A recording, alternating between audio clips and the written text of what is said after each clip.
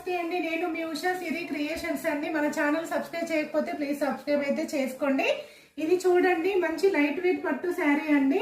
Invitation పట్టు అంటారు. మధ్యలో మనకైతే ఇలా బూటా వస్తుందండి జరీతోని. చాలా బాగుందండి, చాలా లైట్ వెయిట్ వస్తుంది. ఇది వచ్చేసి పళ్ళు అండి, పళ్ళుకు కూడా టజిల్స్ వచ్చాయండి.